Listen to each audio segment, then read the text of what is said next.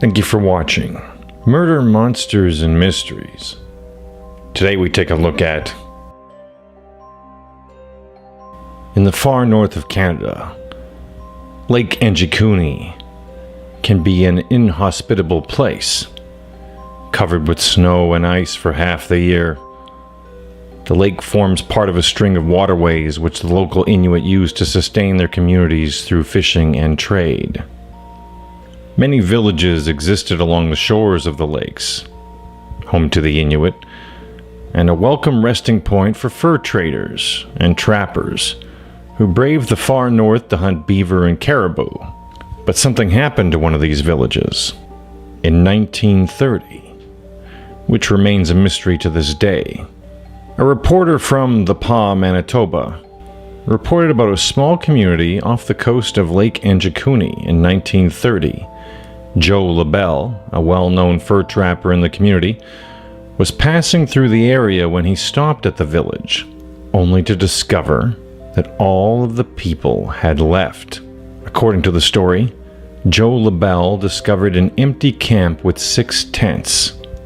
But of the 25 men, women, and children who lived there was no sign. This story has been retold many times, and many theories have been put forward to explain the disappearances, from the plausible to the outlandish. What happened to the small Inuit community out there, in the freezing north? Whatever had happened had taken the villagers completely unawares. During his search, LaBelle discovered incomplete garments with needles still in them, as well as food hung over fire pits, but no traces of violence or a conflict that would explain the village's absence. Moving through the village, he found 7 sled dogs still tied to their posts. They had starved to death. These dogs would have been vital to the survival of the community, and to leave them behind would be almost unthinkable. But on the edge of the village, LaBelle found something even more chilling. A human grave had been recently dug up. The stones encircling the burial were undisturbed, so he realized it couldn't have been an animal. A human had done this. From the evil one, deliver me. From the evil one, deliver me. At the hour of my death, At the hour of my death, call me and bid me to come to thee. call me and bid me to come to thee.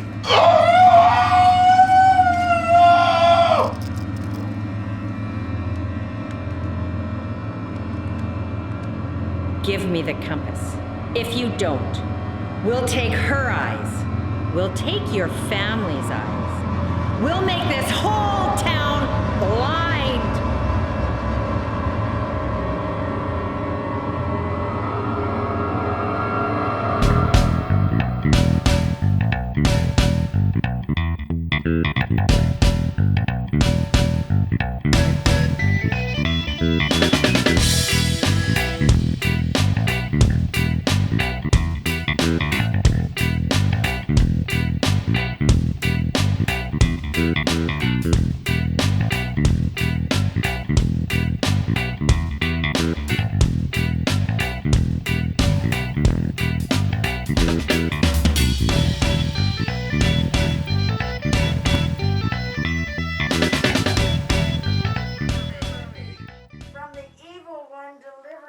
From the evil one, deliver me. At the hour of my death, At the hour of my death, Probably should have come here first. come to thee. call me and bid me. He informed the Northwest Mounted Police, who launched an investigation into the disappearances, but no one from the village was ever located. It was as if they had vanished into thin air. The unsolved mystery has attracted many investigators over the years. Brian Dunning of the Skeptoid website investigated this instance and tracked it back to the original newspaper article, written by Emmett Kellier on November 29, 1930. He couldn't confirm or deny whether the story was valid, though. And that as rumors grew, so did the story. For example, people inflated the number of Inuit living in the village. At the time, the police team eventually determined that the Inuit had been missing about 8 weeks before LaBelle arrived. but they were never able to find why the village had evacuated the area, as if the story wasn't already bizarre enough.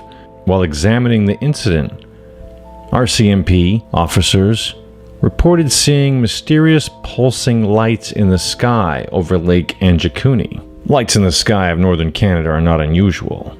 The northern lights are a stunning natural phenomenon that can be seen from even the furthest reaches of the country. But the lights this search and rescue team discovered were nothing like the natural beauty they were used to viewing. Unlike the northern lights, the lights they observed on the horizon were bluish and pulsing. The lights, like the rest of the enclosure, were never explained, nor was any link to the missing villagers established. Many ufologists speculated that perhaps this village and the residents in it had been the unwitting victims of one of the world's alien abduction mysteries. Others believed there would be a more down-to-earth explanation for the disappearance of the villagers. Others believed that the villagers were taken, eaten, destroyed by none other than a creature like a Wendigo. A Wendigo is a mythological creature or an evil spirit originating from the folklore of Plains and Great Lakes natives, as well as some First Nations. It is often said to be a malevolent spirit, sometimes depicted as a creature with human-like characteristics, which possesses human beings. The Wendigo is said to invoke feelings of insatiable greed and hunger, the desire to cannibalize other humans, and the propensity to commit murder in those that fall under its influence. In other representations, the Wendigo is described as a giant humanoid with a heart of ice. A foul stench or sudden, unseasonable chill might precede its approach. In modern psychiatry, the Wendigo lends its name to a form of psychosis known as Wendigo psychosis, which is characterized by symptoms such as intense craving for human flesh and an intense fear of becoming a cannibal. Wendigo psychosis is described as a culture-bound syndrome. In some First Nations communities, other symptoms such as insatiable greed and destruction of the environment are also thought to be symptoms of Wendigo psychosis. So what do you think, viewer? Did this village just up and leave? Were they taken by aliens? Or were they the victim of their own mythological evil creature, the Wendigo? Was it this monster that destroyed their home and left it abandoned? A ghost village. Thank you for watching Murder, Monsters, and Mysteries. If you enjoyed today's video, please like and subscribe, as we'll be uploading more regularly.